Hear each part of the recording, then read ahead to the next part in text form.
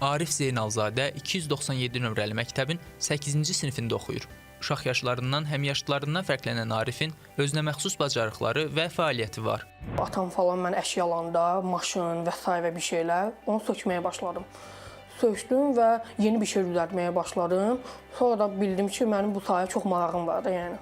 İlk əl işi olan avtomatlaşdırılmış qayçı ilə məktəblərarası yarışa qatılır və bu yarışın qalibi olur. Daha sonra 3D printer texnologiyası ilə tanış olan müsahibimiz bu istiqamətdə də bacarıqlara yiyələnir. 3D printerlə çaplar elədim. Yəni bildim ki, bununla birini düzəldə bilərəm də, yəni birini qurma ehtimalım var. Başladım və maşının tapılmayan hissələrini çap eləməyə. Onun bu bacarıqlarını uşaq yaşlarından görən ailəsi dəstək olmağa və düzgün istiqamətdə yönləndirməyə başlayıblar. 2-3 yaşından etibarən bu texniki sahəyə olan marağı gözə çarpan oldu.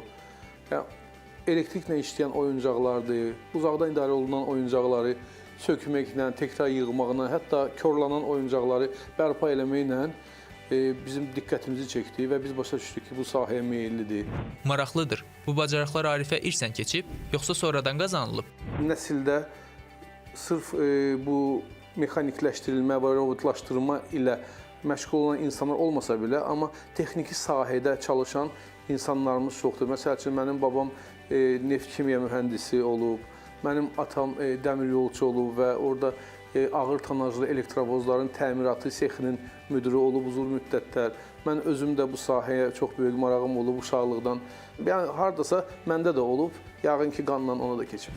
Nənəsi Məsumə xanım isə Arifin uğurlarında və xarici səfərlərində müşahidəçi rolunu oynayır. Arifin bu işinə mən çox maraqlanıram, özüm maraqlıyam. İlk dəfə olaraq onu elə bir ki, dəvət eləyəndə Türkiyənin Başaq şəhərinə, Halid Universitetinə də onunla birlikdə gedəndə, inan orada Azərbaycanlı uşaqları da gördüm, nə qədər sevindim. Özüm də sevindim ki, mən nə yaxşı ki, nəvəmi gətirmişəm bura. Dünya görüşünə, bütün millətlərin arasında Arif də onların içində sevindim ki, bir dənə sertifikat aldı, gətirdi Azərbaycana. Bir sıra xarici və yerli layihələrdə iştirak edən Arif Zeynalzadə indi də böyük bir layihədə iştiraka hazırlaşır. Məktəbimizdə sistem layihəsi 4 illik fəaliyyət göstərir. Bu layihədə məktəbimizin 8-ci sinif şagirdi Arif də iştirak edir. Arif özünün çalışqan, bacarıqlı olması ilə digər şagirdlərdən fərqlənir. Hal-hazırda Arif müddəanın keçirdiyi Azərkosmos layihəsində iştirak edir. İnanıram ki, Arif bu layihədə qalib olacaqdır. Sözgedən layihədə qalib olacaq komanda Braziliyaya səfər hüququ və SpaceX raketinin uçuşunu izləmə şansı qazanacaq. Biz də öz növbəmizdə Arif və komandasına uğurlar arzulayırıq.